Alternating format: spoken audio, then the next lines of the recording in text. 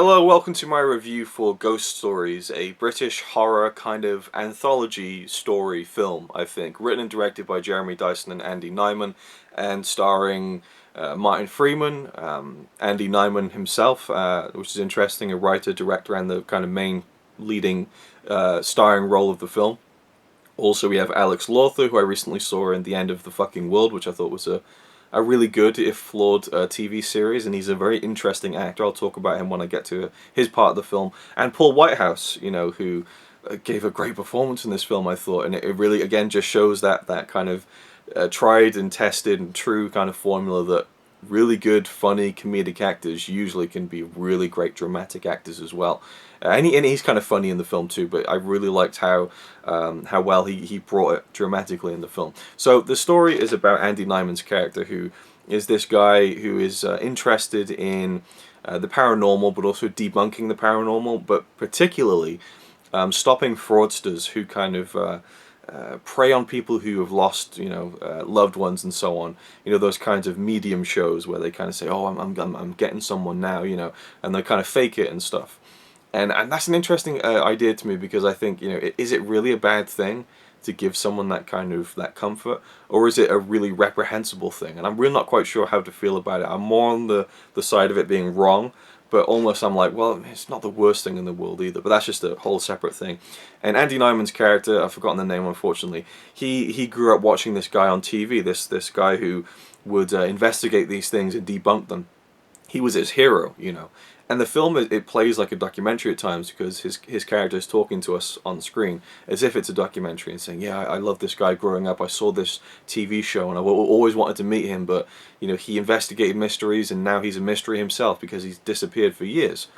But then he gets a letter from, I think it might be an audio cassette even, from this guy, this legend that he looked up to, saying, "Come and meet me. I need to show you something." So he goes to find him on the coast, living in this caravan. And he's old and decrepit, and he's on basically the brink of death.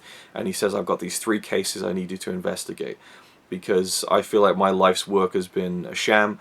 I feel like the paranormal is real, because these 3 cases I cannot solve. I need you to prove to me that these things are false. Please do this for me." So Andy Nyman, he goes out to these 3 guys and investigates these 3 stories.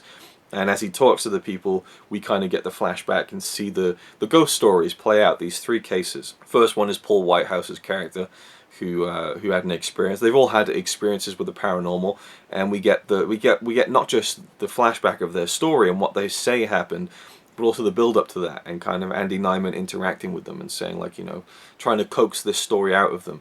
And it's all different, to begin with, Paul Whitehouse's character, he's very kind of abrasive and doesn't really want to talk about it. And then we have Alex Lawther's character, this young kid who saw something and is very kind of all over the place. He's completely descended into this madness of being obsessed with the demons that he thinks that he saw, and he's got them all around the room, and he's very kind of unhinged and kind of just manic. And then we have Martin Freeman's character, who is very just matter of fact about it, offhand, like, "Yeah, this thing happened, and it's very terrible and stuff, but that's the way it goes." So you get these really 3 different perspectives. I will say, for each 3 of the stories as they played out, the beginning of the flashback, like the ghost story itself, was really gripping in all 3, and then it just started to tail off. My mind just started wandering, like, "Oh yeah, I'm watching this," but then it got really good, and the payoff was usually really good. There's just something about that kind of middle bit that kind of just, my mind would always wander. But I love the framing device of this guy going and finding out about these 3 cases, and then what he gleans from that, the things that he can kind of use to say, well, this is easily explained. This guy has issues, and the brain sees what it wants to see. And it's interesting, I got sent a press release for this film, but it went straight to my junk email because the title was wrong. It was like Ghost Stories. They'd spelt it wrong, but that was kind of part of the marketing campaign. So I was like, I don't know if it suffered because everyone's email went to their junk folder, but either way, it's all about what the brain's perception. And I really liked that. I liked how it was played. I thought the film was shot well. I thought the tension was really well done in the horror scenes. Maybe too much of a quote-unquote reveal in one of them, because I think it's best when you don't see it. It's best when you don't get the full image, full up close. But you kind of have to kind of give the audience somewhat of a scare.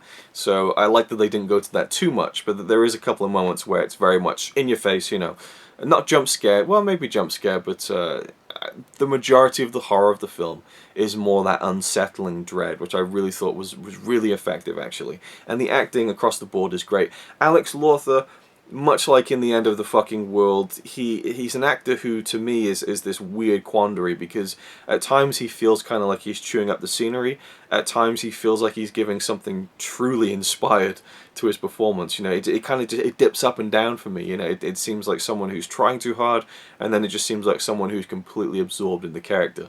I can't just put a finger on it with him, but either way, he's a very watchable screen presence, and I think he's a really good actor. And his character brought 2 massive laughs from the audience, like really big belly laughs. That was a lot of fun. His segment was really kind of creepy, but it had a couple of moments where you could kind of laugh at it too. And then we have the ending of the film, which I really want to talk about, but I don't want to really dive into it too much without cutting it off with the spoiler section, which I'm definitely going to do. But I liked how the film twisted and kind of just kind of wrenched itself into something else by the end. I really liked that, and I had a minor niggle with the film that got kind of resolved by the twist, which I thought was kind of fun. But the film's twist, it isn't like a da da da and then we end. It's more like a da da da. Okay, this changes things. Wait, how does that fit there then? And then we have like 20 minutes or 15 minutes at least, and I thought it kind of slows down a bit. You know, you're kind of building up towards something, like what's the answer or the answers to all of these things, and then we get something, but then it just kind of slows down, and we kind of settle into another flashback that's really lengthy but incredibly well done. I thought it was really eerie, and how if there are clues throughout the entire film that lead up to this final moment. I just thought that was so well done. I was like, oh, that I loved it, and it really was eerie and creepy and unsettling and everything, but it does slow the film down a bit. But by the time we get to the very final moment of the film, and it all ties together in a way that I think some people might even kind of balk at, you know, and be like, oh, really? But I thought it was great, and the final shot of the film I thought was fucking fantastic. One of the best kind of endings to a film of 2018 so far. Like, just, I really appreciate when a film ends on a really great note. And this is one where I was just like, ah, that's cool. I really, really like that. So for me, Ghost Stories was a really, really good horror film, really strong, and one that I enjoyed a hell of a lot. Would definitely watch it again. And please let me know your thoughts down below if you've seen it, what you thought of it. Maybe dive into your thoughts on the ending. I'd love to hear them. But as for that, let's get into a very brief spoiler talk. So, it turns out Andy Nyman has basically been imagining the whole thing. And we get these kind of snippets of his backstory at the beginning of the film and throughout the film, and these little hints as well. And we learn at the very end of the film he tried to gas himself in his own car. And in the middle of the film, we see him go back to his car, and he sees a ghost of himself inside the car, blue in the face. And that kind of foreshadows or kind of pre-shadows that he tried to kill himself in his car. And the running theme of someone having a finger put in their mouth. And we see at the end he has a tube in his mouth in the hospital bed. All these little details. It's a very clever script in the way that it builds those things up. And at the end of the film, you see it's very Wizard of Oz-esque, where you see Martin Freeman, Alex Lawther, and Paul Whitehouse in the hospital.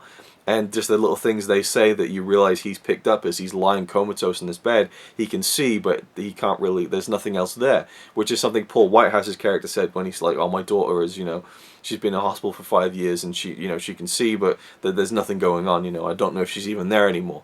Which is very much what his character is, and so I really liked how that tied together, because at first the twist really confused me, which was that the old man was actually Martin Freeman wearing prosthetics, and he pulls the face off, and I was like, oh, thank you, because my minor niggle was that, oh, we got this old guy, but it's clearly someone wearing prosthetics, which I always hate, because it just looks like someone wearing prosthetics. I mean, it's good and convincing, and, you know, good craft goes into that, but you can tell when it's someone wearing prosthetics, at least I can.